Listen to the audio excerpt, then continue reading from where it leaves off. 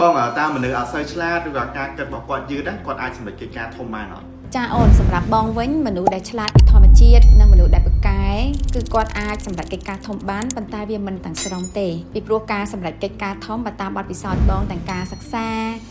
ការធ្វើអាជីវកម្មជាមួយនឹងការរស់នៅប្រចាំថ្ងៃបងយល់ឃើញថាការដែលយើងតស៊ូមិនបោះបង់ធ្វើកិច្ចការងារជាប្រចាំហើយយើងពិសេសគឺវិន័យផ្ទាល់ខ្លួនប្រចាំថ្ងៃទេដែលធ្វើឲ្យយើងបានសម្រេចជោគជ័យបានបងមានឧទាហរណ៍មួយណាកាលពីឆ្នាំ2016បងបានយកក្មួយស្រីម្នាក់មកចិញ្ចឹមមើលថែគាត់ដូចកូនស្រីអញ្ចឹងគាត់មកផ្ទេពីខេត្តមករៀននៅភ្នំពេញហ្នឹងថ្នាក់ទី6ពេលហ្នឹងបងបានយកគាត់ទៅធ្វើតេស្តនៅសាលាឯកជនមួយដែលគេធ្វើរៀនភាសាខ្មែរផងអង់គ្លេសផងប៉ុន្តែគាត់អត់បានធ្វើតេស្តអង់គ្លេសជាប់ទេអញ្ចឹងសាលាហ្នឹងអត់ទទួលគាត់ទេប៉ុន្តែសម្រាប់ភាសាអង់គ្លេសបានយកទៅធ្វើតេស្តនៅសាលាមួយទៀតក្រៅផ្សេងហ្នឹងណាអញ្ចឹងគាត់ធ្វើតេស្តអង់គ្លេសបានកម្រិតដំបូងទី1កម្រិតចាប់ផ្ដើមណាចាអញ្ចឹងគាត់ក៏បានបងក៏ឲ្យគាត់រៀន2វេនរៀន full time ពេលថ្ងៃនិងរៀន part time ពេលល្ងាចអញ្ចឹងគាត់រៀនអង់គ្លេសមួយថ្ងៃ2វេនតែអ្វីដែលបងឃើញគឺថាគាត់ជាមនុស្សដែលរៀនអត់សូវឆាប់ចាប់បានទេបានន័យថាការបញ្ញាគាត់រៀងយឺតណាហើយគាត់រៀនមុខផ្លេចក្រោយរៀនក្រោយផ្លេចមុខប៉ុន្តែអ្វីដែលបងឃើញគាត់ធ្វើរាល់ថ្ងៃគឺគាត់រៀនគាត់ប្រឹងរៀនណាមួយថ្ងៃបើគាត់ផ្លេចគាត់រៀនឡើងវិញគាត់អត់ចេះណាគាត់រៀននឹងឡើងវិញហើយគាត់អត់ដែលបោះបង់ទេការរៀនរបស់គាត់អត់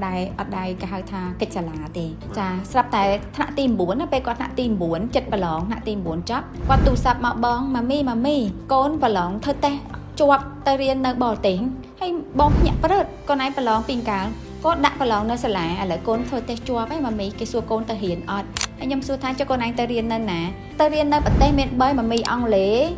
កាណាដានិងអាមេរិក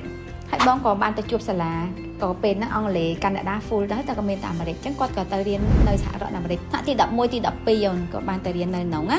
អាហ្នឹងមិនទាន់ surprise អស់ទៀតចូលថ្នាក់ទី12គាត់រៀនគាត់ប្រឹងរៀនគាត់ថាគាត់ក៏រៀនស៊ាំហ្នឹងបរិស្ថានគេណា